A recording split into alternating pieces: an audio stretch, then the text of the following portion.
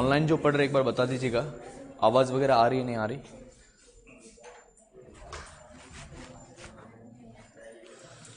Okay, everything is okay, बढ़िया। चलिए, तो लास्ट अपन डिस्कस कर रहे थे, व्हाट वाज इट? आप में से काफी सारे student I think last lecture में नहीं थे, है ना? कितने जने नहीं थे?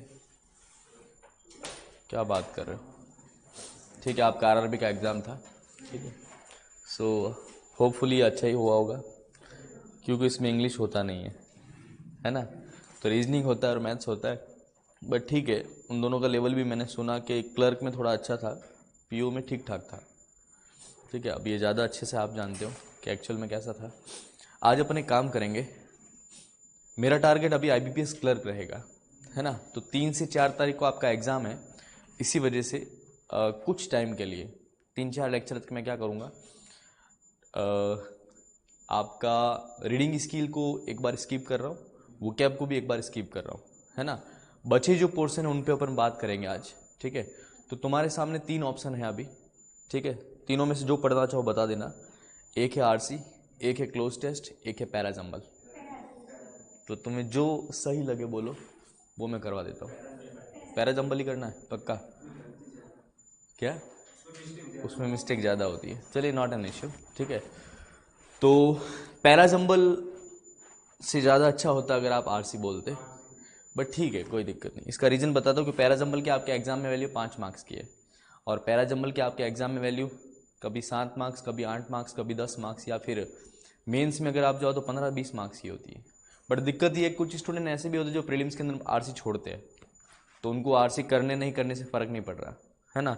बट क्लोज टेस्ट की अगर अपन बात करें तो क्लोज टेस्ट में आपके एग्जाम में वैल्यू 5 या 10 मार्क्स होती है, ठीक है ना? तो एक बार सोच के अपना आंसर दो, क्या करवाओ? पैराजम्बल? चलिए, पैराजम्बल ही करते हैं। सोलंकी राहुल ने बोला कि सर आरसी करवा दो, ठीक है, कोई दिक्कत नहीं, मैं तुम्हें करवा देता हूँ, पैराजम्बल करवा दे रहा हूँ। कल मेरा लेक्चर होता, बट कल तो थोड़ा इश्यू है, लेट इट बी।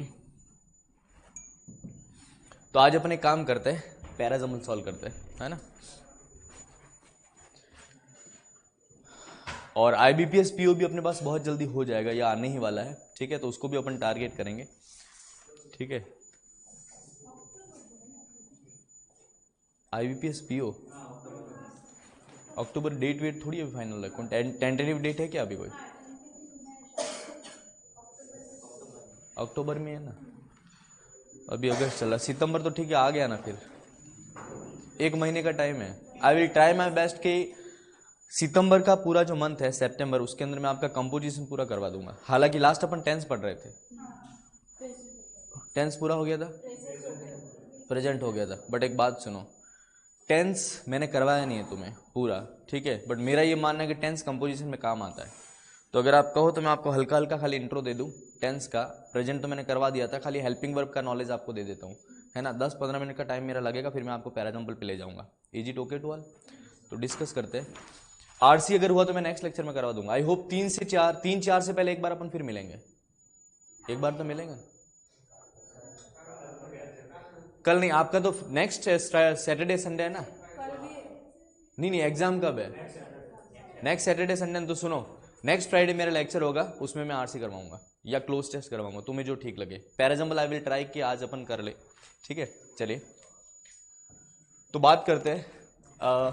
पहले फटाफट जो टेंस आपका, हालांकि देखो टेंस में आपको पूरा वापस करवाऊंगा, मतलब जो प्रेजेंट मैंने करवाया उसी वे में वापस करवाऊंगा, बट आज मैं आपको हल्का इंट्रोडक्शन दे देता हूँ, तो उसको आप थोड़ा समझ लीजिएगा ताकि आगे आपको थोड़ी सी हेल्प मिले, ठीक है। देखिए, टेंस की अगर अपन बात करें तो इसको अपन थोड़ा ऐसे समझ लेते हैं। देखो, मेरा मेन जो टारगेट है टेंस करवाने का, उसके पीछे हेल्पिंग वर्ब आप तक पहुंचाना है, नथिंग एल्स। तो वो हेल्पिंग वर्ब मैं आप तक पहुंचा रहा हूं। देखना, टेंस तुम्हारे पास अगर देखा जाए तो 3 होते मेजर, है ना? पहला कौन? प्रेजेंट, दूसरा कौन? पास्ट, और तीसरा कौन? फ्यूचर, यही होते। अच्छा, इन तीनों टेंस की सब कैटेगरी है ना? इन तीनों टेंस की सब कैटेगरी है ना? पहला आपके पास जो कैटेगरी रहेगी वो कौन सी रहेगी? सिंपल। दूसरी कौन सी? कंटिन्यूअस। तीसरी कौन सी? परफेक्ट। और लास्ट कौन सी? परफेक्ट कंटिन्यूअस, यही है ना? तो सुनो, एक बात मैंने तुमसे कही थी कि हमेशा ध्यान रखना, सिंपल। देखो, पूरे के पूरे टेंस में जो बदलने वाली चीजें होती है वो खाली दो होती है, एक तो हेल्पिंग वर्ब, दूसरी मेन वर्ब, है ना। अब ये तो हेल्पिंग वर्ब में तो मैं करवा रहा हूं, और मेन वर्ब जो है वो मैं यहां ऊपर लिखवा रहा हूं। देखना, अगर मैं बात करूं सिंपल की, तो हमेशा ध्यान रखना ये या तो V1 या फिर V2 के आसपास ही घूमता है, इससे आगे ये कहीं कभी नहीं जाता। अगर कंटिन्यूअस अगर हो तो मेन वर्ब की फर्स्ट फॉर्म के साथ ING लगता है, हमेशा ध्यान रखना। और अगर परफेक्ट हो तो हमेशा क्या लगता है, V3, और परफेक्ट कंटिन्यूअस हो तो V1 प्लस ING लगता है ना। ये एक कॉन्सेप्ट है आपके पास। अब सुनिएगा, मैं हेल्पिंग वर्ब सीधा सीधा यहां पे डिस्कस कर रहा हूं। जैसे कि अगर अपन बात करें सिंपल प्रेजेंट, तो क्या आता है, या तो आता है डू या फिर आता है डज। लेकिन मुझे पता है कि एफर्मेटिव सेंटेंस में कभी खुला नहीं आता है, हमेशा हिडन होता है। हेल्पिंग वर्ब जो होती है वो मेन वर्ब के अंदर चली जाती है, और जब ये मेन वर्ब के अंदर जाती है तो क्या करता है पता है, डू तो बताता है V1 वर्ब की फर्स्ट फॉर्म, और डज बताता है या तो V1 में S या फिर ES, इन दोनों में से कोई एक चीज रहती है। आई बात समझ में। तो ये बात अपन किसकी कर रहे हैं, सिंपल प्रेजेंट की। अगर मैं करवा दूं प्रेजेंट कंटिन्यूस तो वो क्या हो जाता है, एज, एम या आर। अगर मैं इसको ले जाऊं परफेक्ट की तरफ तो वो क्या हो जाता है, हैज या फिर हैव। और अगर मैं इसको ले जाता हूं परफेक्ट कंटिन्यूस की तरफ तो हमेशा ध्यान रखना परफेक्ट जो भी होता है उसमें बीन लगा दो। ये सब में यही फॉर्मूला अप्लाई होता है। तो परफेक्ट कौन है, हैज और हैव, उसमें बीन लगाने पे क्या बनेगा, हैज बीन या फिर हैव बीन। आई बात समझ में। तो ध्यान रखना, पहला जो टेंस है ये मैं आपको बेसिक से करवा चुका हूं, प्रेजेंट पूरा हो गया था ना। चलिए अगर अपन बात करें पास्ट, सिंपल पास्ट की हेल्पिंग वर्ब क्या होती है, किसी को पता है, डिड होती है। लेकिन एफर्मेटिव सेंटेंस में वो भी खुली नहीं आती, हमेशा मेन वर्ब के अंदर जाती है। तो मेन वर्ब की कौन सी फॉर्म बताती है, सेकंड फॉर्म बताती है। फिर बात करते हैं कंटिन्यूअस, क्या हो सकता है, वॉज या वर। चलो परफेक्ट क्या हो सकता है, हैड, और परफेक्ट कंटिन्यूअस क्या हो सकता है, हैड बीन। मैंने आपसे कहा था परफेक्ट को जब परफेक्ट कंटिन्यूअस बनाया जाता तो बीन लगा दो, आप बाकी कुछ नहीं करना है ना। चलो आ जाओ, सिंपल फ्यूचर क्या होती है, या तो शैल या फिर विल। अच्छा फ्यूचर कंटिन्यूअस या तो शैल बी या विल बी।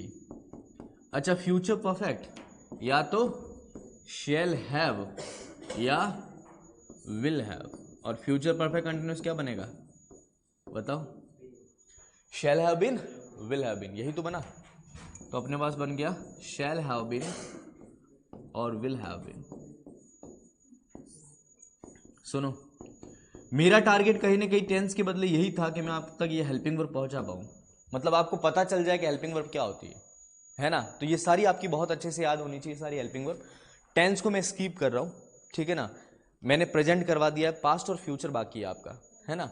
लेकिन इससे मैं सिर्फ तुम्हें ये बताना चाहता हूं कि इसकी हेल्पिंग वर्ब ये होती है, और ये तुम्हें दिमाग में होनी चाहिए, क्योंकि जब मैं कंपोजिशन करवाऊंगा ये तुम्हारी बहुत हेल्प करेगा, कंपोजिशन में बहुत जगह हेल्प करेगा। आपको पता है आपके एग्जाम में क्वेश्चन आता है वर्ड रिप्लेसमेंट, 5 मार्क्स की वैल्यू IBPS क्लर्क में आने की पूरी संभावना है, आता ही आता है, ठीक है। उसमें ये तुम्हारी हेल्प कर सकता है, पहली चीज। दूसरा आपके पास हेल्प कर सकता है parts of speech. Parts of speech में आपको क्या करना होता है कि जो भी वर्ड्स होते हैं उनका आइडेंटिफिकेशन तुम्हें आना चाहिए, है ना। तो एक बार के लिए इतना आप दिमाग में रखना कि इसकी हेल्पिंग वर्ब ये होती है। Is it okay to all, ठीक है। नेक्स्ट लेक्चर में मैं आपसे पूछूंगा, है ना, जब भी अपन मिलेंगे तो ये आपकी बहुत अच्छे से याद होनी चाहिए, और इतनी अच्छे से याद होनी चाहिए कि अगर कोई नींद में भी उठा के पूछे भाई सिंपल पास्ट, आंसर डिड आना चाहिए। इतना अच्छे से अगर आप करोगे तो इसमें आपका एरर में आपको बहुत हेल्प मिलेगी, है ना। Is it okay to all, कोई डाउट? ये तो आप नोट कर ही लेना बाद में। सीधा मैं आपको ले जा रहा हूं पैराजंबल पे, चलिएगा। तो बात करते हैं पैराजंबल की। One of the finest concept of your competitive exam, parajumble. आपके एग्जाम में इसकी वैल्यू में थोड़ा तुम्हें समझा देता हूं। अगर अपन बात करें पैराजंबल की तो आपके एग्जाम में इसकी वैल्यू हमेशा क्या होती है, 5 मार्क्स। भले तुम प्रीलिम्स के लिए बैठे हो, मेंस के लिए बैठे हो, ठीक है ना, दोनों में इसमें आपके एग्जाम में इसकी वैल्यू हमेशा 5 मार्क्स की होती है। अब सवाल उठता है पैराजंबल होता क्या है। अगर मैं तुमसे पूछूं पैराजंबल हेडिंग से आपके दिमाग में कुछ आता है? अगर आता है तो बोलो क्या आता है। नाम से पता चलता है, पैरा मतलब पैराग्राफ और जंबल मतलब डिसऑर्डर, है ना। ये क्या करता है, एक पैराग्राफ को डिसऑर्डर करके आपके सामने रखता है और आपसे कहता है कि इसको सही ऑर्डर में क्या करो, अरेंज करो। इसी को बोलते हैं पैराजंबल।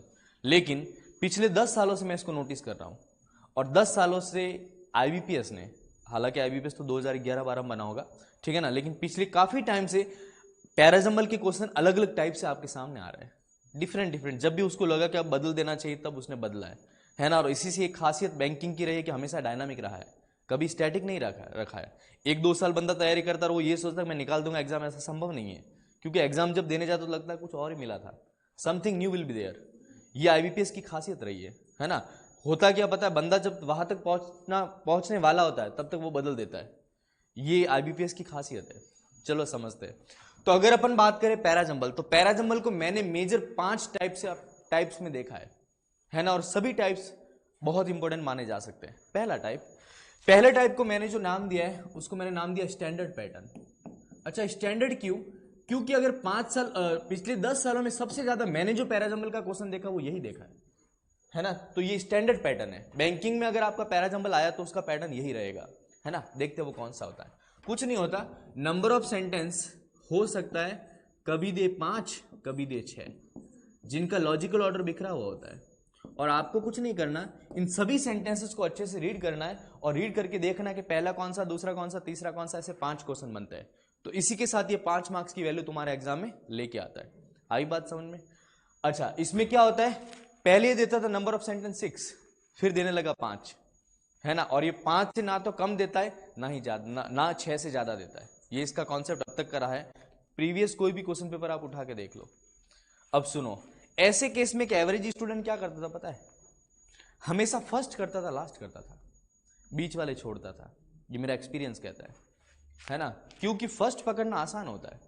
क्यों आसान होता है? क्योंकि पहला इंट्रोडक्टरी सेंटेंस होता है। जब तुम पैराग्राफ को पढ़ते हो तुम्हें लग जाता है कि पहला सेंटेंस हो सकता है, और लास्ट होता है कंक्लूजन, तो आपको यह भी लग जाता है कि लास्ट वाला जो सेंटेंस है वो कंक्लूजन हो सकता है। इसकी वजह से स्टूडेंट फर्स्ट करता था और लास्ट करता था, बीच वाले एक एवरेज स्टूडेंट छोड़ के आता था कि सर मुझे क्या ही करना है, 1.5-2 मिनट का टाइम दूंगा और 2 मार्क्स अगर आ जाते दैट इज कंप्लीटली फाइन, और इसमें वो खुश भी था। जब ऐसा होने लगा तो आईबीपीएस ने क्या किया पता है? अपने पैटर्न को बदल दिया और ये पैटर्न लेके आया वो, इसको बोलते टाइप 2। इन्होंने किया सेंटेंस 1 को फिक्स, सेंटेंस 6 को फिक्स, और मजबूर कर दिया आपको ये जो 4 नहीं कर रहे थे उसको करने के लिए। ऐसा छल आपके साथ हुआ है ना। लेकिन ये पैटर्न ज्यादा चला नहीं, 1 या 2 साल चला होगा। अच्छा, इस पैटर्न को इन्होंने उठाया कहां से था? इस पैटर्न को इन्होंने उठाया था सीडीएस के एग्जाम से, इस पैटर्न को इन्होंने उठाया था एफकेट के एग्जाम से। डिफेंस के जितने भी एग्जाम होते हैं ऑलमोस्ट वहां पे अगर अपन देखें तो सेम पैटर्न आपके पास चलता है पैराजंबल का। अब सुनो, ये ज्यादा चला नहीं तो कॉन्सेप्ट को फिर बदला गया। फिर तीसरा कॉन्सेप्ट मार्केट में आया, और तीसरा कॉन्सेप्ट कुछ ऐसा था, तुम्हारे पास कुछ सेंटेंसेस दे रखे होते ए, बी, सी और डी। अच्छा, इसकी अच्छी बात यह है कि सभी सेंटेंस का सीक्वेंस ही बना के देता है ऑप्शन में, तो तुम्हें कुछ नहीं करना। ऑप्शन को जब ध्यान से देखोगे, जैसे B A C D, C D B A B D A, ऐसे 5 ऑप्शन तुम्हारे पास होते हैं, है ना। अब करना कुछ नहीं, इन चारों सेंटेंस को पढ़ के इनका सही लॉजिकल ऑर्डर तुम्हें इनमें से कोई एक ढूंढना है ना। ये पैटर्न तुम्हारे पास कुछ टाइम तक चला था। इस पैटर्न को इन्होंने कहां से उठाया? ये पैटर्न इन्होंने यहां से उठाया था, स्टाफ सिलेक्शन कमीशन से, है ना। अच्छा, स्टाफ सिलेक्शन कमीशन की अगर अपन बात करें तो ये जो पैटर्न है ये एबीसीडी से नहीं आता, इसको पीक्यूआरएस नाम से ही आता है। और एसएससी वाले स्टूडेंट्स इसको पैराजंबल बोलते ही नहीं, इसका नाम ही है पीक्यूआरएस वाला क्वेश्चन, ये इतना फेमस है मार्केट में, ठीक है। तो ये क्वेश्चन आपके पास बनने लगा। तो सुनो, पहला टाइप, दूसरा टाइप, तीसरा टाइप। बात करते 4th टाइप की, जो पिछले 3 सालों से तुम्हारा एग्जाम में आ रहा है ना। इसको सबसे पहले लेके आया था स्टेट बैंक ऑफ इंडिया, क्योंकि कोई भी नया पैटर्न वही लेके आता है ना। तो इस पैटर्न को लेके आया था कौन? State bank of India. Concept का नाम है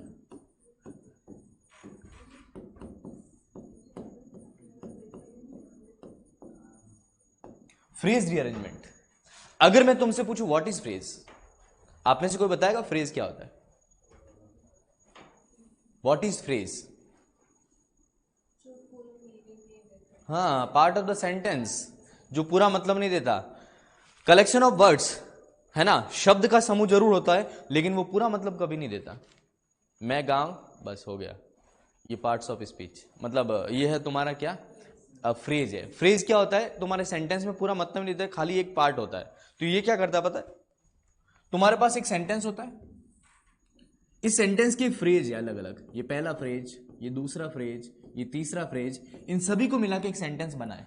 ये क्या करता पता है, इस फ्रेज को तोड़ देता है। सपोज ये वाली फ्रेज उसने ए बना के यहां लिख दिया, इसको यहां पे बी बना के लिख दिया, इसको यहां पे सी बना के लिख दिया, इसको यहां पे डी बना के लिख दिया और इसको मिटा दिया। और तुमसे पूछा कि इन सभी फ्रेजेस को ऐड करके क्या करो, एक ग्रामेटिकली कॉन्टेक्चुअली मीनिंगफुल सेंटेंस बना के बताओ, है ना। ये क्वेश्चन तुम्हारे पास बनता है फ्रेज रीअरेंजमेंट। आईबीपीएस क्लर्क में इसके आने की पूरी संभावना है। पैराजंबल में अगर तुम्हारे पास अगर क्वेश्चन बना पैराजंबल का, तो मेरी तरफ से 2 क्वेश्चन श्योर है, या तो ये या फिर ये तुम्हारे आने की संभावना नहीं के बराबर, ये तुम्हारे आने की संभावना नहीं के बराबर। तो I will try my best कि today we will discuss this type of और दिस टाइप ऑफ क्वेश्चन।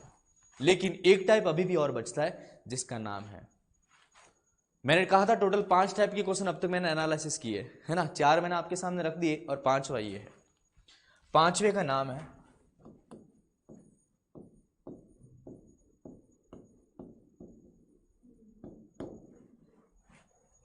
क्या है, ऑड वन आउट। बड़ा प्यारा क्वेश्चन होता है। इसकी शुरुआत किसने की थी पता है, again state bank of India ने। और कब की थी इसकी शुरुआत, मुझे अच्छे से याद है वो दिन, SBI PO मेंस एग्जाम था 2016 का, बिकॉज इस एग्जाम में मैं भी बैठा था, ठीक है। तो मुझे अच्छे से याद है कि ये क्वेश्चन बड़ा प्यारा आया था।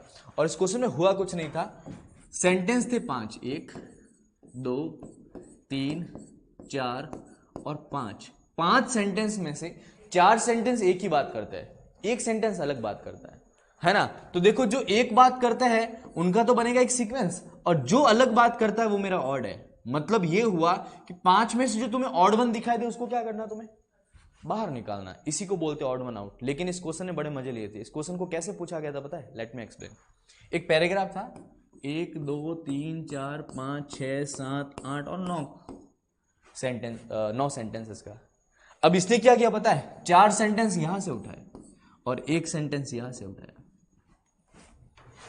मतलब पता है ये तुम्हारे साथ अगेन धोखा करता है। जब तुम इस सेंटेंस को देखो ना तुम्हें थीम एक जैसी लगेगी, है ना। लेकिन ये ऑड मतलब ऑड ही है, क्योंकि कॉन्टेक्चुअली सेट नहीं हो रहा बाकी सबके साथ।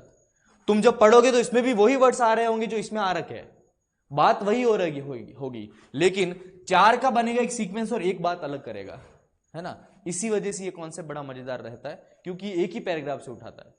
ऑड वन आउट को भी एक ही पैराग्राफ से उठाता है, ऐसा नहीं कि पूरा अलग दिखे तुम्हें, हो ही नहीं सकता, क्योंकि एग्जाम लेने वाला कौन है, तो ये कभी सीधे मुंह बात नहीं करता, क्योंकि टेढ़ा इंसान है ना। ये इसके साथ प्रॉब्लम है। तो ये क्वेश्चन आपके पास अब तक बने। टोटल क्वेश्चन कितने 5 टाइप के क्वेश्चन, है ना। अब सुनो अपन क्या करेंगे, ये ऑड वन आउट आपके एग्जाम में प्रीलिम्स में नहीं आता, बट एक स्टूडेंट ने बोला था सर ESIC के एग्जाम में आया था, I am not sure about it, ठीक है ना।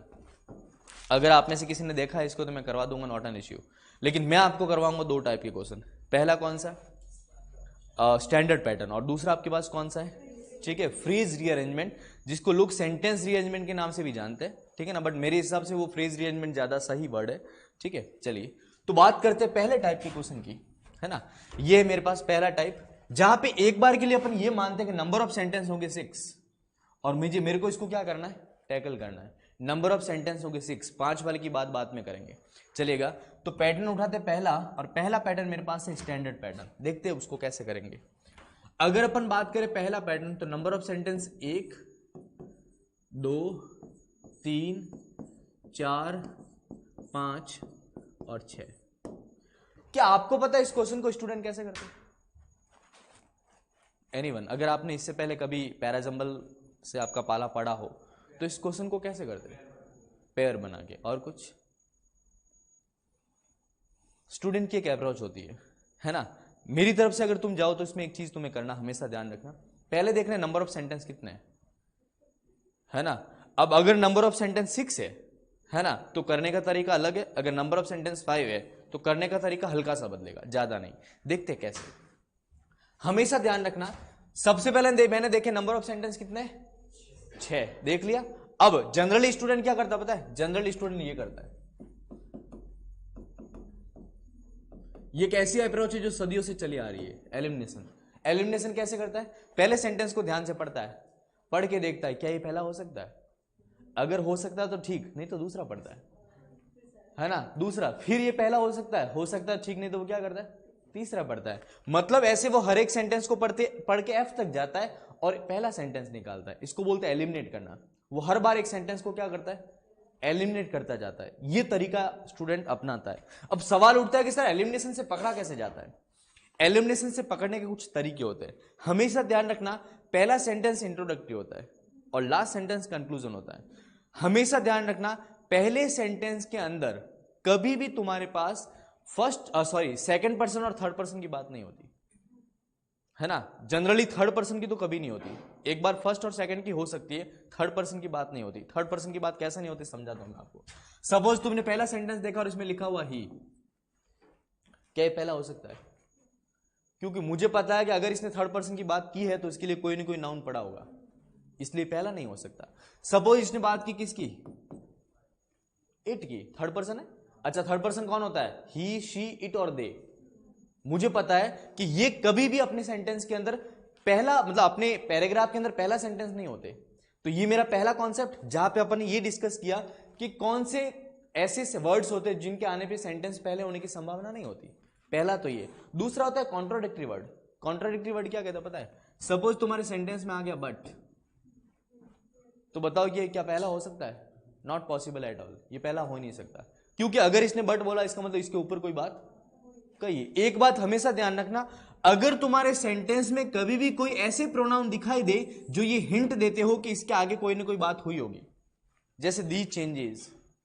अब दीज चेंजेस को देख के पता लगता है कि मेरा पहला सेंटेंस तो नहीं होगा, क्योंकि इसके चेंजेस इससे पहले कई बता रखे होंगे उसने। ये सब बातें करने के बाद स्टूडेंट क्या करता पता है? जो भी लॉजिक उसने लगाया, उसने एक सीक्वेंस बनाया। सीक्वेंस ऐसा था, उसने सारा लॉजिक लगाया, एलिमिनेशन प्रोसेस लगाई और उसको पता चला कि पहला कौन सा, लास्ट कौन सा है। ऐसे करने के बाद बंदे ने क्या सुनो, एक सीक्वेंस बनाया। सीक्वेंस था ये C D A B E और F। बंदे ने 5-6 मिनट का टाइम दिया, 5-6 मिनट में ज्यादा कह रहा हूं, 3-4 मिनट का टाइम दिया, और 3-4 मिनट के टाइम के बाद उसने एक सीक्वेंस बना दिया। जो भी लॉजिक उसके दिमाग में थे सारे लगा दिए, है ना। एक बार तुम पेयरिंग कहते हो, चलो पेयरिंग भी लगा दिया। हालांकि pairing best concept I must say, क्या होता है बाद में डिस्कस करेंगे, है ना। अब सुनिएगा, जब ऐसी कंडीशन उसके साथ होती है, ठीक है, तो अब देखो ये सीक्वेंस बना दिया, अब वो आंसर लगाने जा रहा है। आंसर कुछ ऐसे है, मतलब क्वेश्चन कुछ ऐसे बने। पहला क्वेश्चन इससे पूछा है, बताओ दिए गए सेंटेंसेस में से पहला सेंटेंस कौन सा होगा। और ऑप्शन इसके पास ऐसे हैं, A B C D और E, है ना। इसका पहला कौन सा है? C। लगा दिया आंसर, बड़े मजे से इसने अपना आंसर लगा दिया। क्वेश्चन नंबर 2, इससे पूछा बताओ सेकंड कौन सा है। ऑप्शन थे A B C D और E। दूसरा इसका कौन सा है? D है। इसने अपना आंसर D लगा दिया। तीसरे पे गया और इससे पूछा बताओ तुम्हारा तीसरा कौन सा है। ऑप्शन थे B C D E और F। बताओ इसका तीसरा कौन सा है। और जब ऑप्शन को ध्यान से देखा तो ए तो उसमें था ही नहीं। क्या आपको पता है, जब बंदा एग्जाम में बैठा होता है और इस कंडीशन में फंस जाए, और अगर वो सीरियस कैंडिडेट है, तो पैरों तले जमीन खिसक जाएगी, क्योंकि उसको पता है कि सर मेरा यहां पे ए तीसरे नंबर पे आ रहा है और तीसरा तो ऑप्शन में नहीं है। मजेदार बात इसकी ये रहती है कि इससे पहले जो मैंने 2 किए शायद वो भी क्या है, शायद गलत, आई एम नॉट श्योर। अच्छा एक बात बताओ, 3-4 मिनट के टाइम देने के बाद क्या बंदे में इतनी ताकत रहती है कि इसको सही कर ले? इम्पॉसिबल, क्योंकि उसने ऑलरेडी 3 से 4 मिनट का टाइम दे दिया। बंदा क्या करता है, इसको हाथ जोड़ता है और आगे चलता है। मजेदार बात, आगे तो चल लेता है, लेकिन दिल में एक मलाल लेके जाता है। मलाल कौन सा पता है? कि मेरा प्यारा जंबल गलत हो गया। और ये मलाल पूरे एग्जाम छोड़ो, एग्जाम के बाद भी उसका इंपैक्ट आएगा कि यार प्यारा जंबल कर लिया हो तो ठीक रहता है। अगर आप सीरियस कैंडिडेट हो तो ऐसा होता है ना। अब सुनो, एक बंदा पूछता है क्या इसका कोई सॉल्यूशन था। Yes there is a solution. इसका एक बड़ा अच्छा सॉल्यूशन है जिसको आप सॉल्व कर सकते हो, और इस अप्रोच को मैं जो नाम देता हूं इसका नाम ये है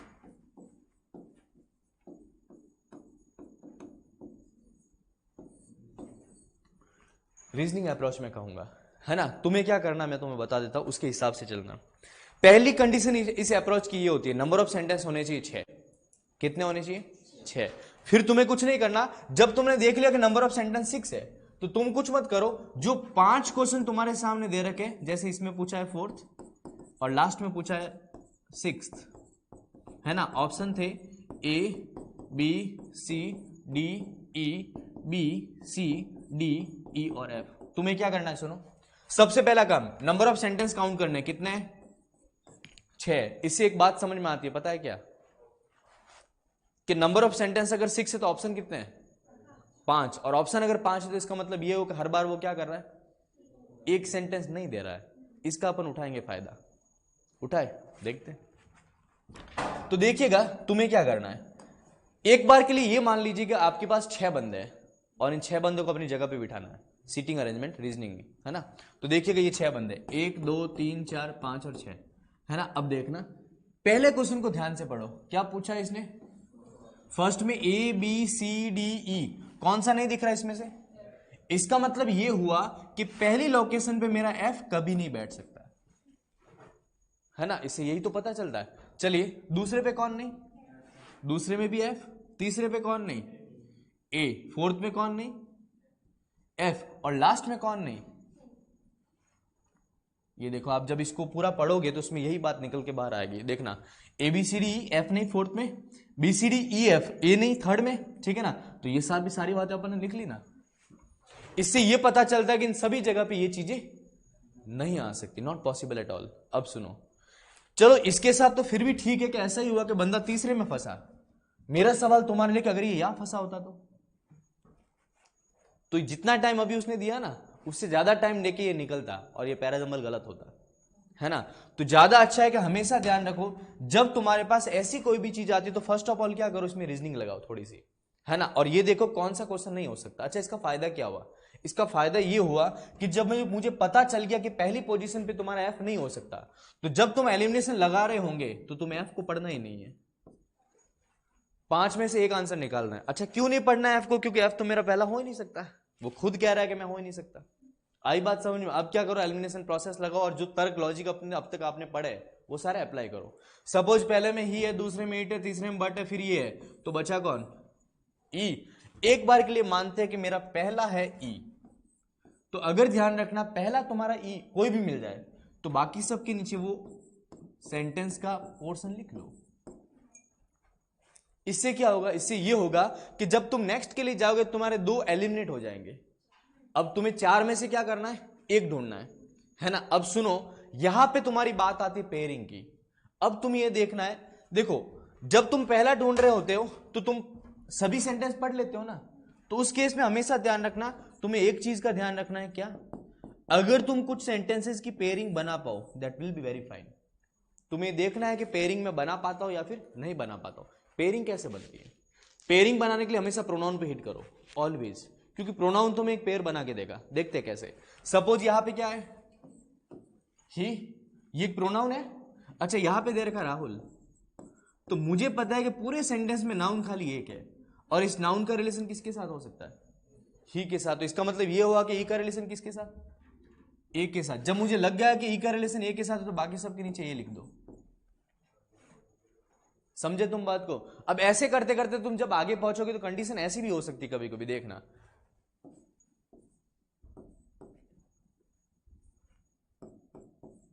अब ये मैं मेरी तरफ से लिखवा रहा हूं, ऐसी कंडीशन में लाऊंगा, देखना। 4 मैंने अरेंज कर लिए, देखना 1 2 3 4 5, कौन सा बचा? 1 2 3 4 5, कौन सा बचा? यही मेरा क्या है आंसर। आई बात समझ में? सुनो, अगर अपन बात करें पेयरिंग की तो पेयरिंग कैसे बनती है इसको समझते हैं। पेयरिंग में 2 कॉन्सेप्ट काम करते हैं। मजेदार कॉन्सेप्ट होता है क्रोनोलॉजी, है ना। पहले मैं तुम्हें बता दूं क्रोनोलॉजी होती क्या है। क्रोनोलॉजी की अगर अपन बात करें तो क्रोनोलॉजी क्या होती है पता है? ये हमेशा टाइम बताती है। टाइम ये बताती है कि मतलब तुम्हारे सेंटेंस का इवेंट कैसा चल रहा है। इसको बोलते हैं कोहेंसिवनेस। कोहेंसिवनेस मतलब सेंटेंस, अगर मैं कहूं कि हमें सर पढ़ा रहे थे और सर क्लास में आए, है ना, 2 काम एक साथ हो रहे हैं। अच्छा बताओ क्रोनोलॉजी क्या कहती है? पहले सर क्लास में आए होंगे फिर उन्होंने पढ़ाया होगा, है ना। एक मैं कहूँ हमने माउंट आबू बहुत मजे किए और दूसरा माउंट आबू जा रहे थे, बताओ पहले कौन सा होगा? क्रोनोलॉजी कहती है कि पहले तुम क्या करोगे, माउंट आबू जाओगे फिर मजे करोगे। आई बात समझ में? तो हमेशा ध्यान रखना, क्वेश्चन में पेयरिंग पकड़ने के दो तरीके हैं, पहला क्रोनोलॉजी और दूसरा ये जो वर्ड से आप पकड़ते हो ना, कि कोई वर्ड है जिसका रिलेशन किसी दूसरे सेंटेंस के साथ हो सकता है, उसके बेस पे तुम क्या कर सकते हो, अपना आंसर रख सकते हो। क्या मेरी बात यहां तक क्लियर, तुम्हें समझ में आया यहां तक मैं क्या कहना चाहता हूं? Is it okay to all? तो अब अपन बात करते हैं, ये सारी बातें अब तक जो मैंने की सारी हवा में थी, क्योंकि प्रैक्टिकल तो मैंने कुछ करके बताया नहीं, है ना। मैंने कहा कि ऐसा हो सकता है, लेकिन ये वाकई हो सकता है या नहीं हो सकता, इसको अपन क्या करेंगे, प्रूव करेंगे। Is it okay to all? तो आज अपन एक काम करते हैं, एक क्वेश्चन मैं तुम्हें दे रहा हूं, है ना, without option you have to solve. फिर मैं तुम्हें ऑप्शन की वैल्यू समझाऊंगा कि उस क्वेश्चन को अगर तुम ऑप्शन से करते तो कैसा होगा। लेवल मैं रखूंगा आईबीपीएस क्लर्क का, उससे ज्यादा नहीं बढ़ूंगा। Is it okay to all? कोई दिक्कत यहां तक? करे कुछ क्वेश्चन सॉल्व? चलिए सॉल्व करते हैं। ऑनलाइन जो स्टूडेंट्स पढ़ रहे हैं, किसी को डाउट है पूछ सकते हैं, ठीक है ना। मैं आपको प्रैक्टिकली बताऊंगी कि तरीका काम कैसे करता है। एक बार करेंगे नंबर ऑफ सेंटेंस 6 पे 2-3 क्वेश्चन करेंगे, फिर करेंगे 5, और फिर मैं आपको ले जाऊंगा फ्रेज रीअरेंजमेंट पे, है ना। चलिए,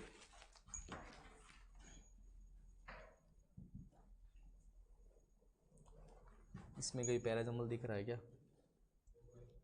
होगा।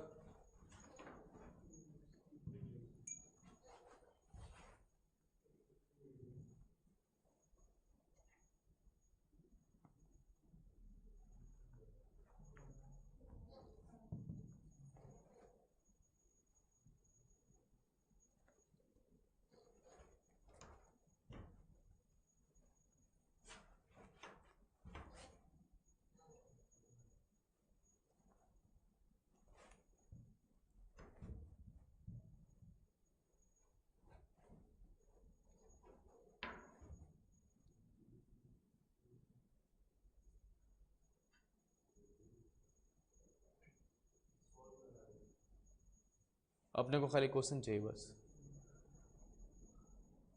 ये तो यार पीडीएफ में है, नोट में देखे ना, ये सीधा इसमें इंपोर्ट हो जाता है ना।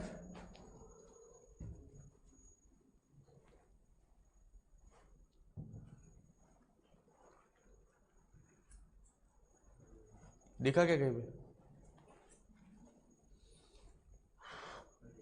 नहीं है पक्का? तो कोई बात नहीं, मेरे पास दूसरा ऑप्शन है। किसमें?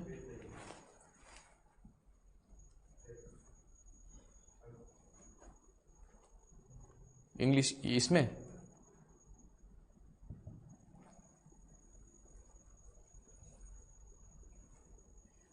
छोड़ो, मेरे पास सॉल्यूशन है।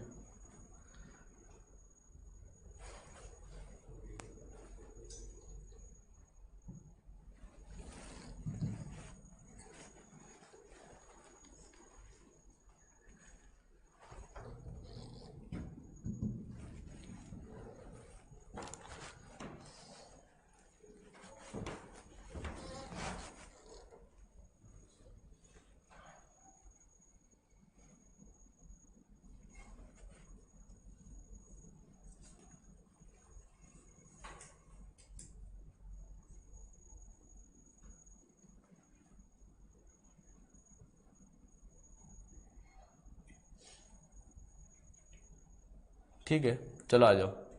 क्वेश्चन अपने पास बड़े हैं अच्छे खासे, कोई प्रॉब्लम नहीं।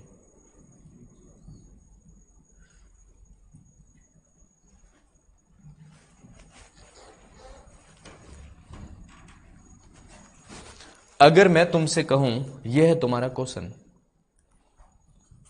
और तुम्हें इसको करना है सॉल्व, तो पहले एक काम करो, इस क्वेश्चन को तुम सॉल्व करके बताओ, इसका सीक्वेंस क्या होगा, फिर इसी क्वेश्चन को मैं सॉल्व करके बताऊंगा। Without option we are doing, okay.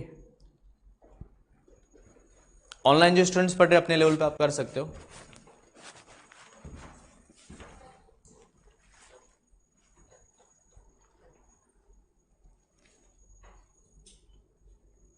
और जिस चीज का आंसर बने अपना आंसर रख सकते हो।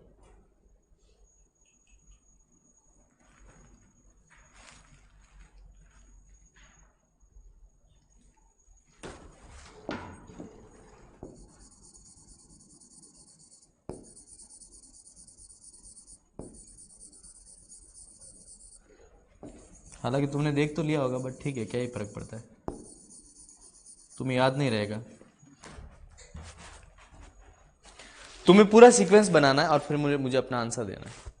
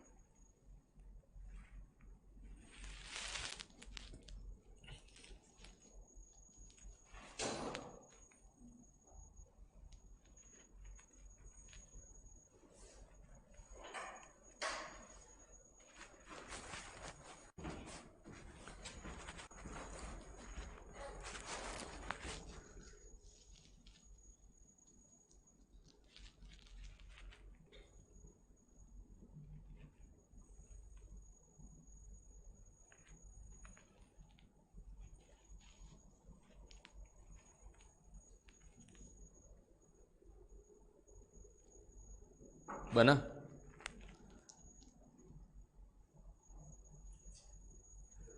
जिस किसी का भी बना है अपना आंसर रख सकता है। यस, शुरुआत आपसे करते हैं। चलिए, आपका आंसर है पहला सी, फिर क्या ए, फिर एफ, ई, डी, बी। आप बताओ, बना? चलो, सागर ने एक आंसर दिया है। राकेश आपका एक मिसिंग है, आप देखो कौन सा लगाना चाहते हो। सागर का आंसर मैं लिख रहा हूं सी, डी, ए, बी, ई, एफ। और राकेश आपका आंसर आप वापस लिखो तो बेटर रहेगा। हाँ, यस, सी, ई, डी, बी, एफ, ए। सबसे लास्ट नहीं बना। सी, डी, बी, ए, ई, एफ। सर नहीं बना। इस तरफ से सी, एफ, ए, बी, डी, ई। और कोई अपनी तरफ से बताना चाहेगा तो बता सकता है। एक बार मैं फिर खोल रहा हूं आपके लिए।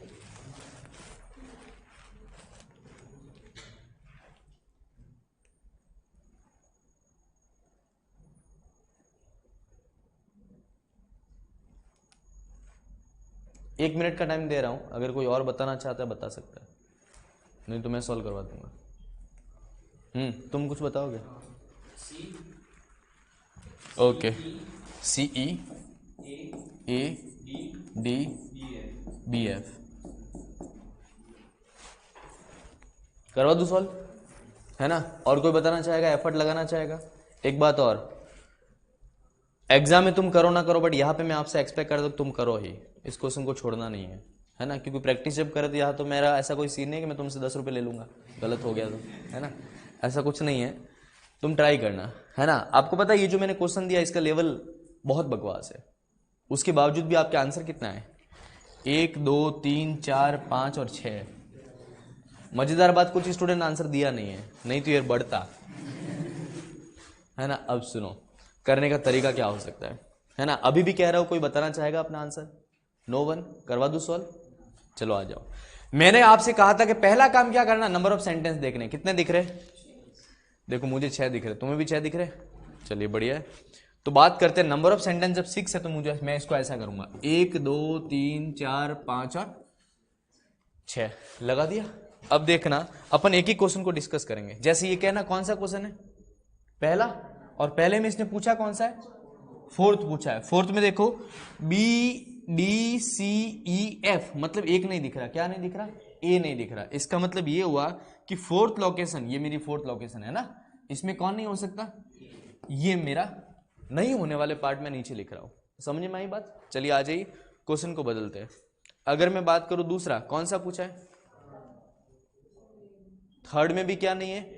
ए नहीं है। तो चलो आ जाओ, थर्ड पोजीशन मेरी ए है और इसमें तुम्हारा ए नहीं दिख रहा है। क्लियर है? चलो आ जाओ क्वेश्चन नंबर तीसरे को देखो, कौन सा पूछा है इसने, फर्स्ट। और फर्स्ट में कौन नहीं दिख रहा, क्या मजे ले रहे हो, इसमें भी ये नहीं है, लो ये नहीं है, कोई बात नहीं। चलो आ जाओ क्वेश्चन नंबर फोर्थ, क्या देख रहा है, हो ही नहीं सकता, इसका सीक्वेंस गलत लिखा हुआ है इसमें, आई एम 100% श्योर, क्योंकि इतनी बार ये ना हो ऐसा संभव ही नहीं है। एक काम करते सुनो,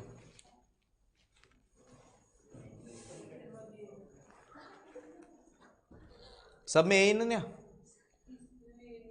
अरे रुक जाओ यार, पहला क्वेश्चन है, चलो सुनो, कोई बात नहीं, इन्होंने इसका सीक्वेंस गलत लिखी हुई। दूसरा है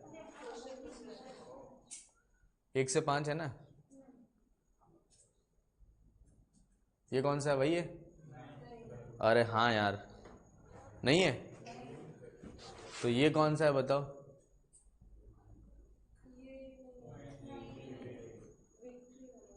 विक्ट्री वाला है, कहाँ पड़ा विक्ट्री वाला,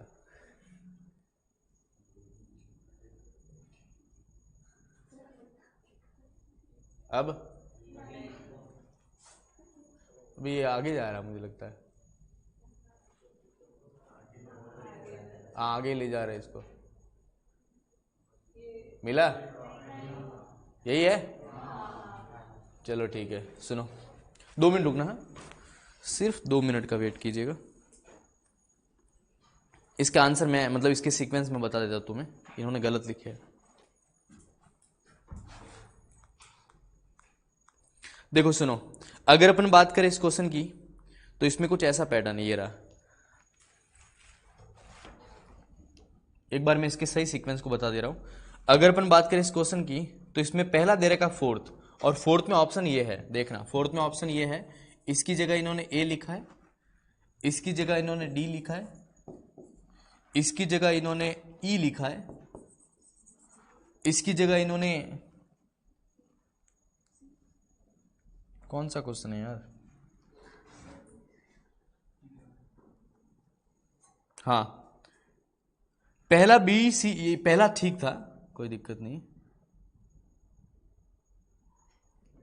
मिट जाएगा क्या सीधा, हाँ मिट जाएगा, पहला ठीक था, तो पहले में देखो, अच्छा इसको मैं नहीं लिखवाऊं या तो चलेगा ना, सीधा वहां लिख लूं, किसमें कौन सा नहीं था, तुम भरोसा कर लोगे, कर लेना, और कोई ऑप्शन नहीं है। तो सुनो 36 में इसने ए नहीं दिया है, सेम इसमें भी है, चलो आ जाओ।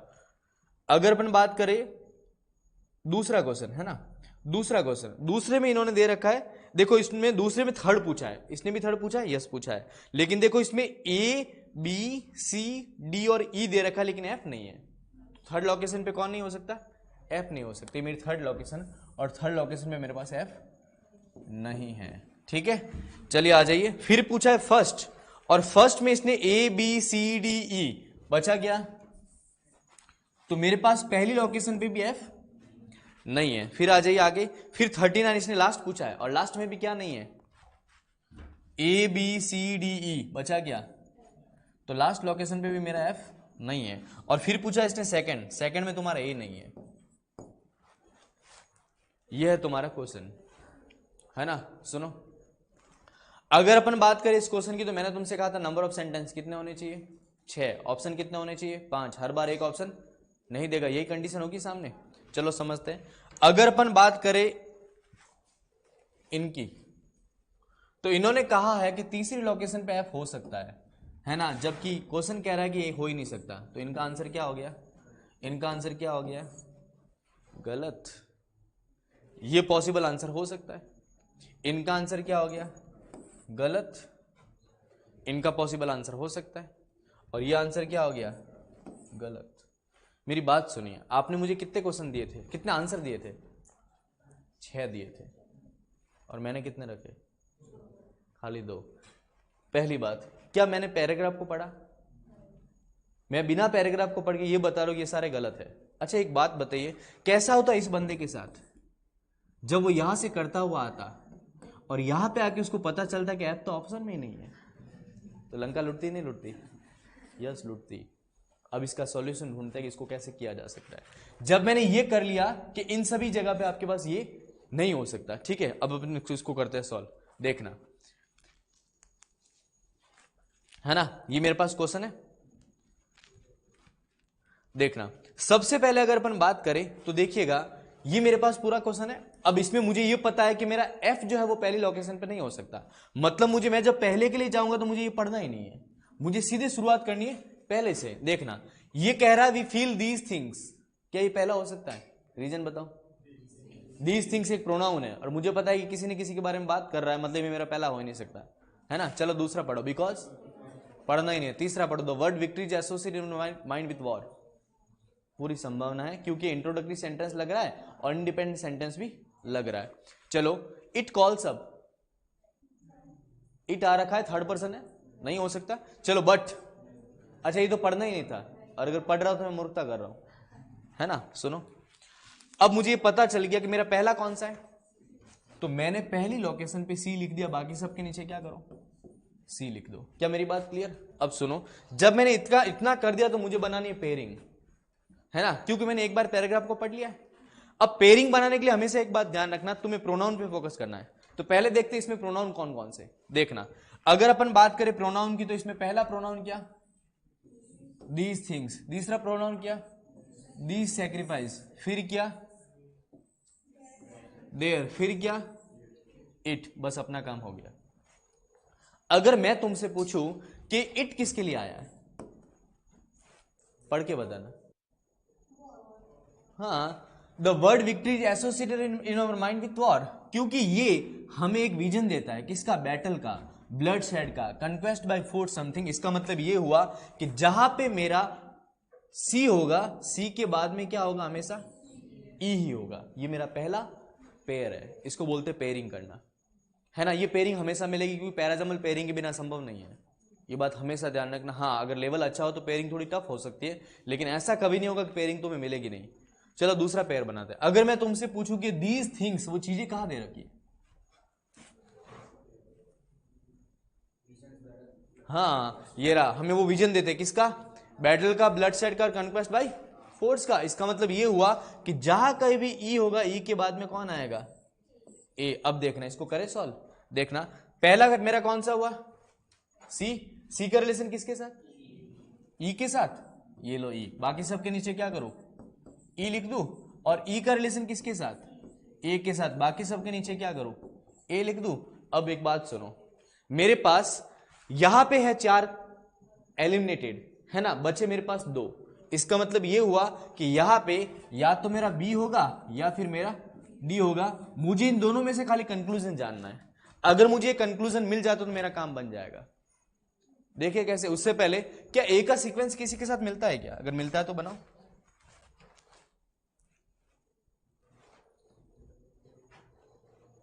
देखो सुनो, बिकॉज ऑफ दीज सैक्रिफाइसेस और we are impress by their sacrifice. इसका मतलब ये हुआ कि हमेशा ध्यान रखना, सैक्रिफाइस की बात जब यहां आई तो इसके बाद में ये आएगा, मतलब बी मेरा क्या होगा, लास्ट। तो पहले डी आएगा फिर बी आएगा। आई बात समझ में? तो यहां पे करेक्ट आंसर बनेगा बी, है ना। बचा क्या, ये मेरा क्या बनेगा, आंसर। आई बात समझ में? एक बात और, इसमें रीडिंग स्किल काम कर रहा है। अगर तुम ये सोचो कि सर ठीक है मैं ऐसे कर लूंगा, ये आपकी गलत फहमी है। ये सिर्फ एक तरीका है जो आपके कंफ्यूजन लेवल को क्या करेगा, खाली कम करेगा, है ना। बट ये, इसका मतलब ये नहीं हो कि इसमें रीडिंग स्किल काम नहीं कर रहा है। आपको पता है जब एक अच्छे क्रिकेटर को बनाया जाता है तो उसको पहले बहुत सारी चीजें फिजिकल स्ट्रेंथ को बढ़ाने के लिए करवाई जाती है। स्प्रिंट करवाई जाती है, उसको भगाया जाता है, कभी कुछ, है ना। वो सोचता है कि मुझे बैटिंग क्यों नहीं करवा रहे, मुझे बॉलिंग क्यों नहीं करवा रहे, मुझे, क्योंकि वो स्ट्रेंथ। अब सेम चीज मैं तुमसे ये कहना चाहता हूं कि जब मैं तुम्हें पढ़ा रहा हूं, ठीक है, तो उस केस में पहले तुम्हारी स्ट्रेंथ बनानी होगी, और स्ट्रेंथ के लिए रीडिंग स्किल, वोकैब और ग्रामर पे काम करना पड़ेगा, तब तुम्हारी स्ट्रेंथ प्रॉपर बनेगी। उसके बाद में यहाँ पे तुम्हारी रीडिंग स्किल जब तुम लगाओगे तो ये चीज एक्चुअल में काम करेगी। एक बात ध्यान रखना, इट विल टेक टाइम। तुम अगर सोचो कि सर 10 दिनों मेरी इंग्लिश अच्छी हो गई, आप गलत फहमी में हो, ऐसा कभी नहीं हो सकता।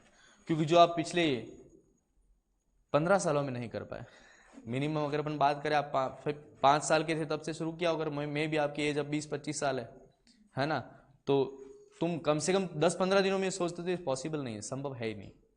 एफर्ट तुम्हारे डालने पड़ेंगे। मेरा दावा है तुम्हारी इंग्लिश अच्छी हो जाएगी, बट एफर्ट्स उसी वे में डालते रहना, है ना। और एक बात दिमाग में ये कभी मत रखना, मेरी इंग्लिश कभी हो ही नहीं सकती, कभी नहीं हो सकता ऐसा, ठीक है ना, क्योंकि एफर्ट्स अगर सही डायरेक्शन में है तो तुम अच्छे से कर सकते हो। क्या मेरी बात क्लियर? एक क्वेश्चन तू करोगे ऑप्शन के साथ, देखते तुम्हें ऑप्शन हेल्प करता है या फिर नहीं करता है। चलिए, यहां तक तुम्हें समझ में आया? कोई डाउट है तो पूछो, किसी को कोई प्रॉब्लम नहीं? चलिए एक क्वेश्चन सॉल्व करें। चलिए क्वेश्चन तुम्हारे पास ये है,